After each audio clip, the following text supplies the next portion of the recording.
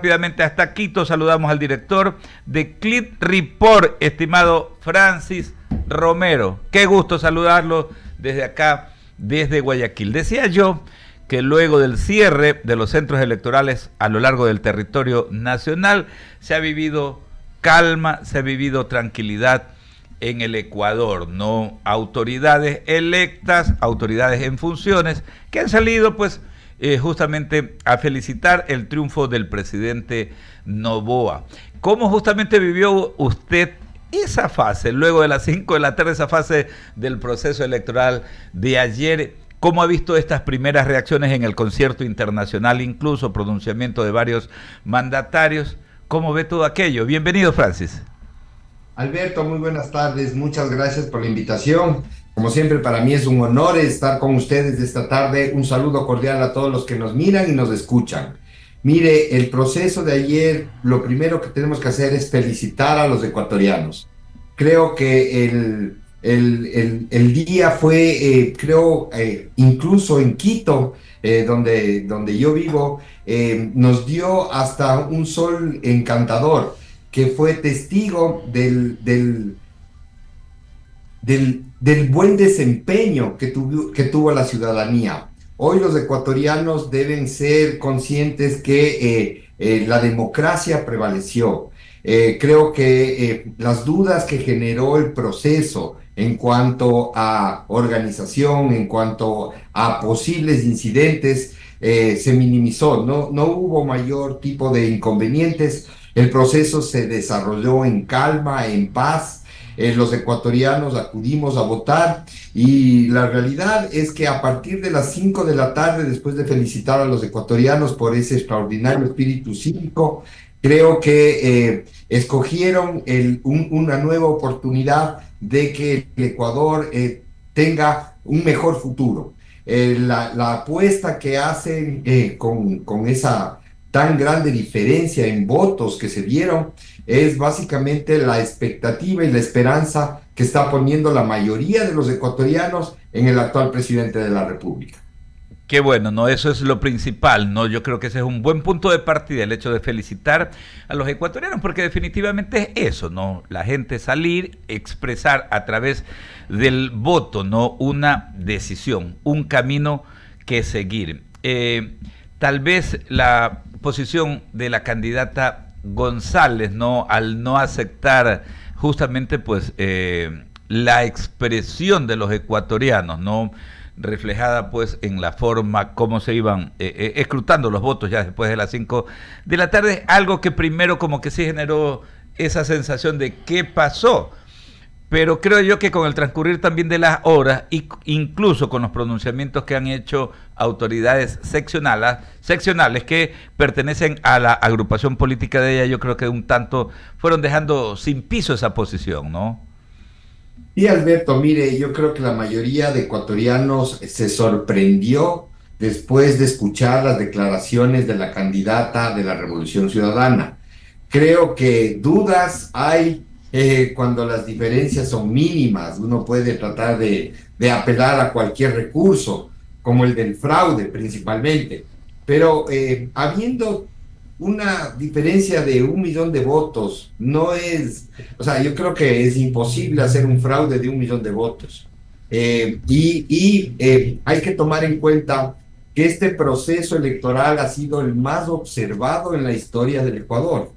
Nunca ha habido tantos observadores y nunca se han acreditado a tantas personas de cada uno de los partidos para que controlen y garanticen los resultados de la elección. Mire, lo que dijo la candidata, yo creo que no es solo hay que decir, porque lamentablemente quienes apoyan esa tendencia, ella es un referente, ella es una persona a la que le creen.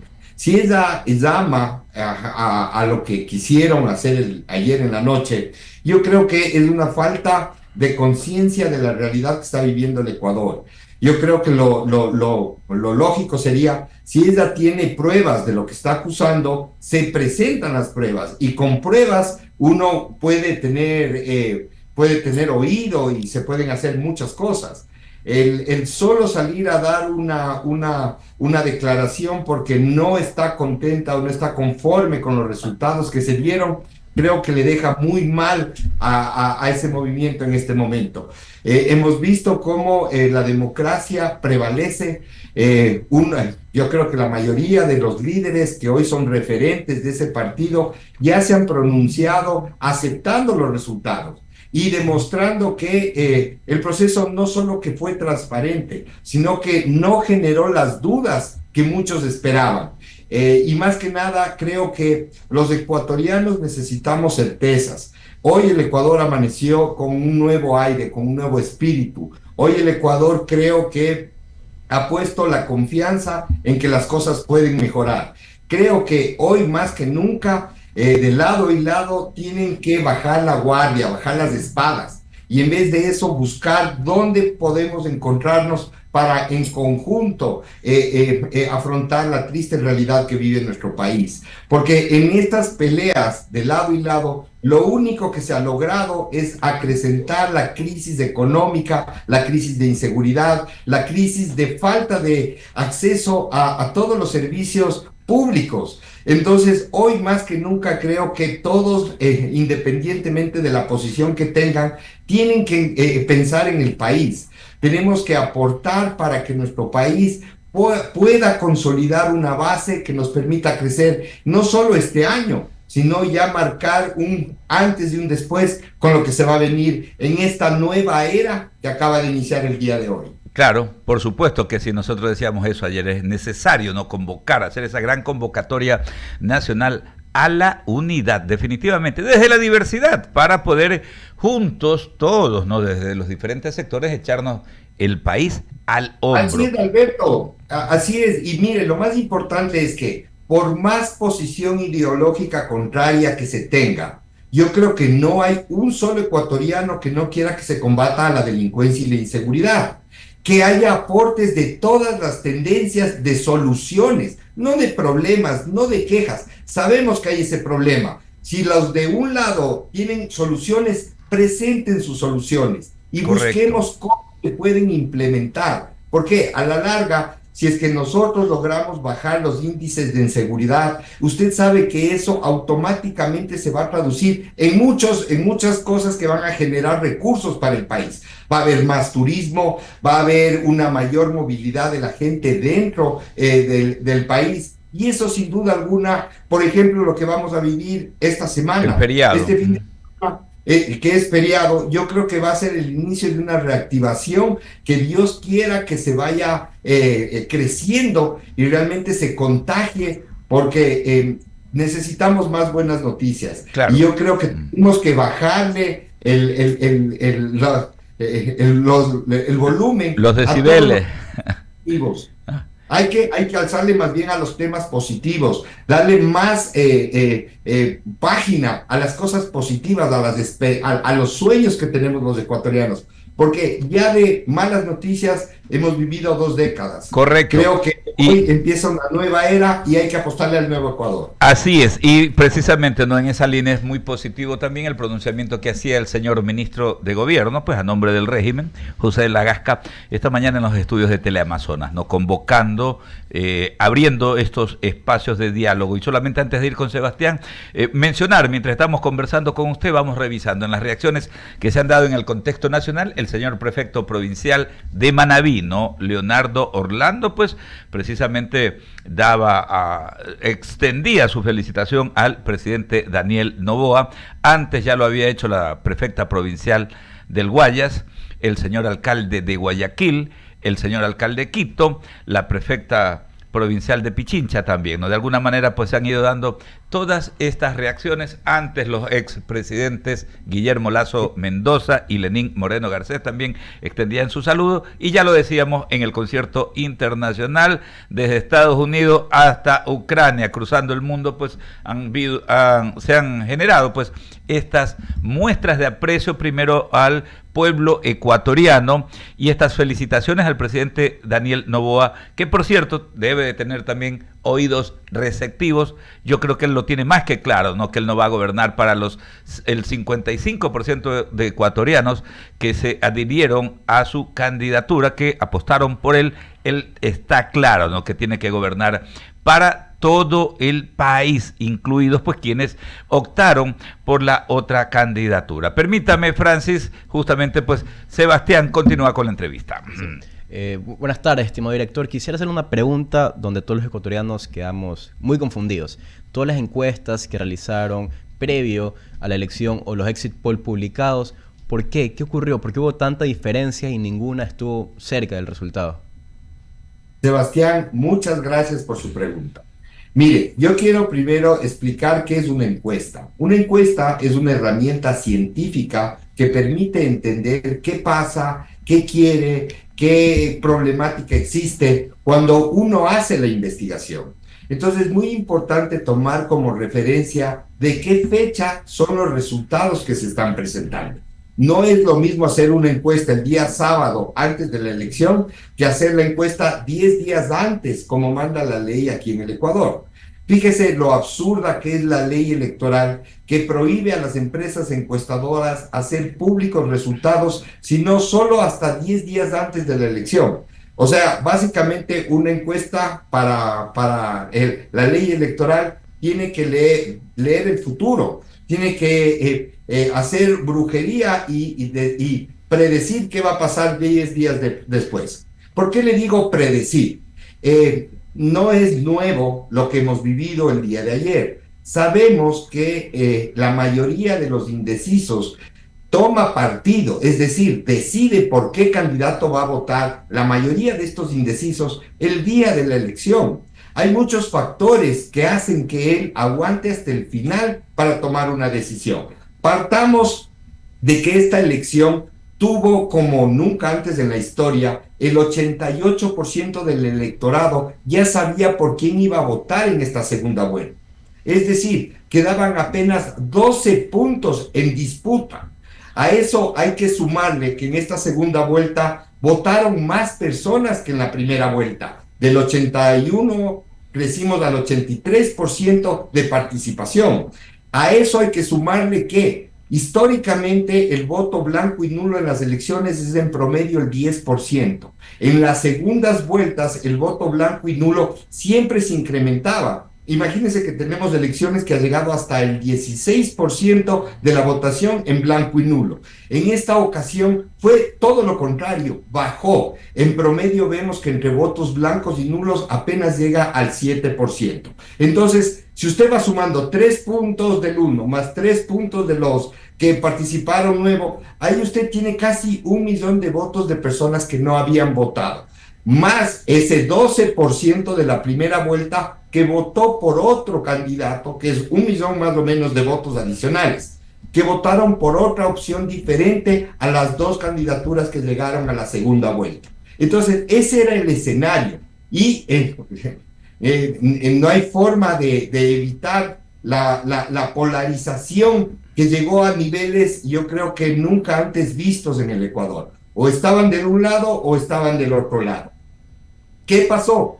A 10 días de la elección, estos indecisos, que cada vez eran más, porque no habían votado, o habían votado blanco o nulo, o habían votado por otros candidatos, empezaron a prestar atención a lo que decían los candidatos. A 10 días todos vimos que la campaña todavía estaba apagada, o de alguna manera no habían logrado identificar qué es lo que buscaba esta población, este grupo pequeño de electores que tenían que tomar partido. Entonces, cuando se hicieron la mayoría de las encuestas públicas, se veía que el empate era real. Una encuesta tiene un margen de error que por lo general, de acuerdo al número de casos, va más o menos entre más menos 3 y más menos 2%, dependiendo la cantidad de encuestas que se hacen. Pero cuando se habla de un empate técnico real, es cuando los dos candidatos tienen más o menos la misma intención de voto en la papeleta. Es decir, si los dos tenían 47 o 47 o 44, ahí se habla de un empate técnico. Y lo serio, lo objetivo, lo ético es no decir resultados, porque hay que decir, es un empate técnico. Sin embargo, pasan los días, se acerca el día de la elección y llega la elección. Y ahí quiero diferenciar. Una encuesta le dice lo que está pasando cuando hace la encuesta.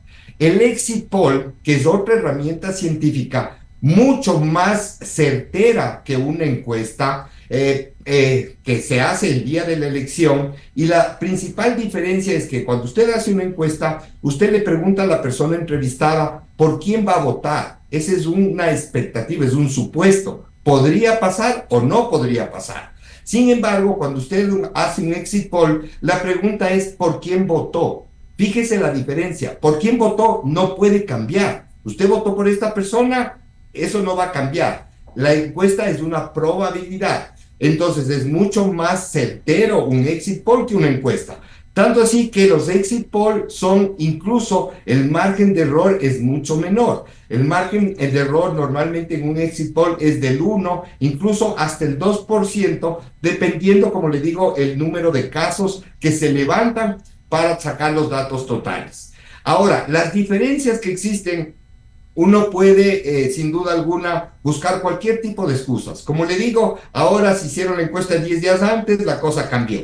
Pero lamentablemente, y yo como encuestador tengo que decir la verdad, porque eso es lo que me corresponde, esa es mi ética. Yo he visto cómo empresas se prestan para hacerle el juego a las diferentes campañas. Es decir, prestan sus nombres para alterar los resultados y tratar de posicionar un dato que no es real. Y eso lo vivimos mucho en la primera vuelta, que ya fue el colmo, que teníamos de lado y lado resultados que decían que ganaban en primera vuelta, y ahora en la segunda vuelta hubo una menor cantidad de difusión de encuestas hasta la última semana, donde realmente cuando ya es prohibido en el Ecuador presentar resultados, empezamos a ver resultados igual, de todos los tamaños, de todos los colores, y lo único que hace es generar ese sentimiento de incertidumbre que prevaleció el último fin de semana.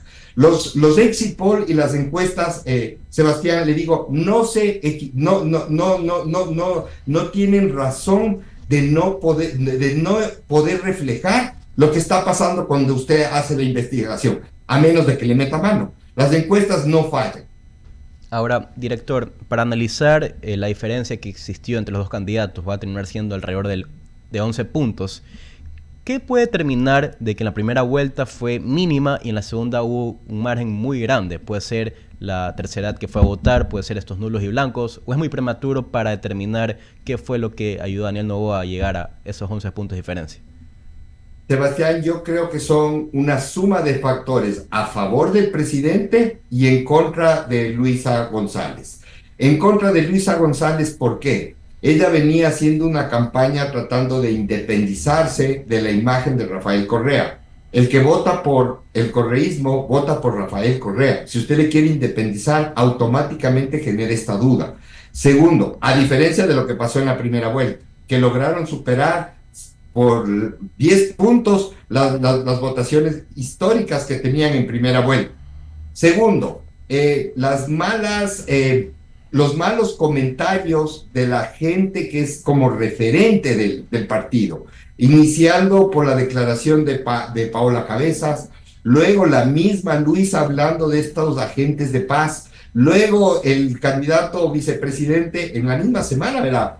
Hablando tratando de arreglar lo que dijo Luisa. A eso súmele los audios, a eso súmele el buen trabajo que ya desplegó Noboa haciendo campaña ya en territorio, que en la primera vuelta no lo pudo hacer, además de que todo su equipo se alineó y empezaron a trabajar, creo que en territorio, que eso es lo que realmente genera mayor agrado y definitivamente mayor intención de voto. Entonces, esta suma de factores, más obviamente la motivación que tuvieron las personas de la tercera edad, pero básicamente yo creo que influyó mucho la actitud del presidente de no responder los ataques de la candidata Luisa González.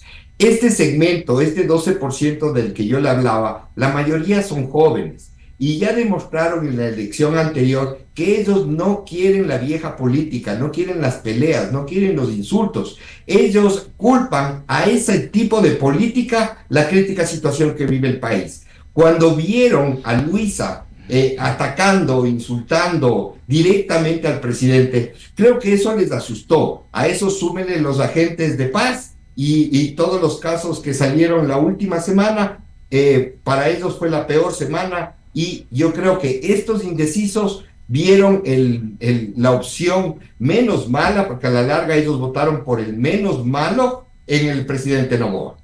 Porque debería ser un real caso de estudio. No recuerdo cuándo fue la última elección donde la segunda vuelta se decidió por un margen tan grande de 11 o 12 puntos de diferencia. Y a su vez entender la función que tienen las encuestas y los exit polls, y a su vez cómo puede cambiar una votación días antes de, digamos, que los ciudadanos vayan a las urnas. Mire, Sebastián, yo le voy a dar dos ejemplos para que usted vea cuánto puede cambiar la intención de voto. En la primera vuelta del 2023, a 12 días, 11 días de la elección, asesinan a Fernando Villavicencio. En ese momento teníamos una intención de voto completamente diferente a lo que pasó 10 días después. Vino el debate, vino un crecimiento de casi 20 puntos del presidente Noboa. Si en esa ocasión pudo crecer 20 puntos en una semana, a mí no me queda la menor duda de que en esta última semana crecer 10 puntos no era imposible para lo que él ya ha logrado. Entonces, como resultados, y en esa ocasión nosotros sí pudimos hacer un tracking todos los días y pudimos evaluar cómo fue creciendo el presidente que en ese momento llegó a la segunda vuelta. Vimos que en una semana de 4 puntos llegó a 23, me parece 22, con lo que logró pasar a la segunda vuelta. Y ya en la segunda vuelta todos somos testigos que si bien fue peleada la segunda vuelta, tuvo un margen importante que le permitió ganar la presidencia. Ahora, en esta ocasión, en esta última semana específicamente, no es que hubo un asesinato, pero yo creo que todos estos hechos de parte del correísmo, sin duda alguna, evitó que muchos que podrían haber votado por ellos lo hagan y se vayan con el presidente Noboa. Sí, muchas gracias, director, por responder estas interrogantes que todos los ciudadanos nos hacemos y entender más bien cómo se va desarrollando las elecciones, las futuras que vengan. Ahora, Alberto. Claro, Francis, agradecerle muchísimo, enviarle un abrazo desde Guayaquil y ya habrá tiempo, ¿no? Porque quedan también varias cosas para el análisis, ¿no? Cómo debe asumir. Alberto y Sebastián, sí. Muchas gracias a ustedes. Queda mucha tela por cortar. Claro. Yo quisiera dar mucha más información para que se pueda entender realmente lo que es una encuesta. Sí. La encuesta no predice el futuro, no predice quién va a ganar. La encuesta sirve para generar información que permita diseñar estrategias justamente para cambiar esos datos que se tienen en las encuestas. Yo les agradezco por la oportunidad, les deseo una linda tarde y un saludo cordial a todos los que nos escuchan. Muchísimas gracias. Es el director general de Clit Report, esta empresa no dedicada en nuestro país, pues justamente pues a preparar estos estudios de opinión, estas